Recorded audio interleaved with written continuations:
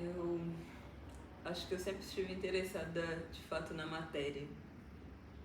Quando eu penso o meu trabalho, eu penso que a movimentação toda do meu corpo, no meu tempo de vida, foi uma certa leitura do mundo, como se realmente eu pudesse olhar para as coisas e entender o elemento, assim, quase como seccionar uma existência a uma dimensão da tabela periódica, assim. Então, essa sempre foi minha maneira de olhar, por um interesse muito grande de entender uma dimensão subjetiva dos elementos que orbitam o mundo.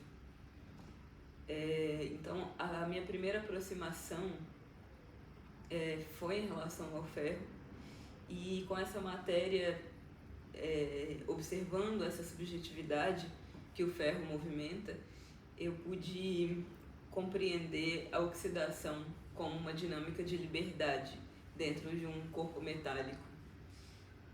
Porque é a oxidação que movimenta a liberdade do ferro, no sentido de que é ela que o torna incapturável. Então, a indústria ela tenta capturar o corpo do ferro a partir da galvanização, né, que é esse processo que impede que o ferro oxide. Mas o ferro sempre encontra uma maneira de romper com essa camada, e isso possibilita com que ele seja um corpo em dança constante, assim, um corpo que está sempre mudando e um corpo que tende ao pó, assim. E eu sinto que o pó, a matéria rígida, quando chega ao estado de pó, é o momento que ela conseguiu a máxima liberdade, assim, porque é o momento em que algo que é considerado denso participa do ar, assim. Eu nunca entendi o ferro como uma coisa dura, pessoalmente. Eu sempre, exatamente pelo fato dele ser um dos metais que tem essa dinâmica de transformação mais rápida, um dos metais que mais oxida, e isso faz com que ele realmente se movimente o tempo inteiro. Isso é uma coisa que sempre me encantou, assim. E aí, a partir dessa relação, eu vou entendendo, em alguma medida, uma maneira da matéria de existir no mundo. E aí, em alguma medida, é quase como entender um certo estado de transe da matéria sobre o mundo, assim. Porque seria esse estado de uma imanência completa, né? De ser a si mesmo, e conseguir dançar outros tempos, né? Eu acho que o nosso corpo, ele tem essa capacidade, mas ele tem muitas camadas de interferência, de interrupção, assim, e a gente consegue vivenciar isso a partir de alguns processos, assim. Mas a matéria, ela querendo ou não, ela não tem esses cortes humanos que a gente tem no sentido da nossa movimentação, e querendo ou não, a matéria, ela conecta distintas dimensões do tempo, né?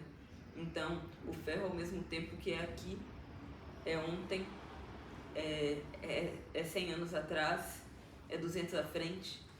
Então, eu acho que a matéria, ela consegue entrar nesse estado de transe. Quando eu digo transe, é um estado imersivo que gera uma possibilidade de acesso a diferentes dimensões, assim. Eu acho que o meu interesse pela matéria ele se dá exatamente por entender que a matéria é um acesso largo no tempo. E acho que o meu trabalho ele se conecta sempre a essa lógica. Eu nunca tive assim um exato interesse em ser humana, então eu vou tentando o tempo inteiro ser mineral, e os metais eles participam da minha subjetividade, assim. Então, quando eu me aproximo do ferro, do cobre, do chumbo, da prata, esses metais eles me ativam e me lançam para lugares onde minha alimentação humana em alguma medida desconhece, assim. Então, há momentos em que eu estou criando e a matéria realmente, é quase como se eu sentisse essa matéria me participando, assim, entrando em mim em alguma medida. E eu acho que eu fico tentando entender esse corpo que que já não é mais isso que foi programado para ser, né? Então eu, de maneira geral, adiciono mais peso ao meu pé. Geralmente eu entendo meu pé como um pé de chumbo, porque eu entendo que eu tenho que ter firmeza e ancoramento. E aí eu vou entendendo onde cada metal precisa estar em mim para que eu seja esse corpo capaz de habitar uma dinâmica de paciência e violência. Eu sinto que o reino mineral ele é uma dinâmica de paciência e violência. Os metais eles têm uma espera e um limite, assim. Então quando um movimento ele se imprime em demasia sobre um corpo, o metal e os minerais de maneira geral, também quando eu penso as pedras, assim, eles conseguem impor esse limite e ter uma dinâmica que eu chamo de violência, assim, porque eu vejo violência realmente como uma coisa positiva e necessária quando organizada. E eu acho que o reino mineral ele me informa do tipo de violência que eu preciso operar no mundo. E a violência do metal, ela está sempre conectada à paciência. A paciência, ela é a energia que opera a maior parte do tempo, e a violência é um gesto.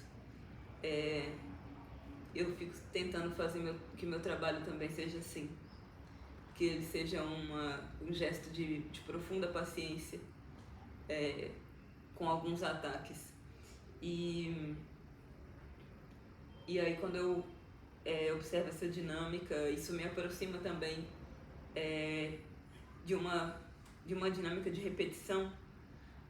A repetição é uma coisa muito importante no meu trabalho, porque eu entendo a repetição como um processo de reza e também um processo de paciência, né? A construção de uma forma a partir da repetição é sempre a construção de uma paciência também, assim.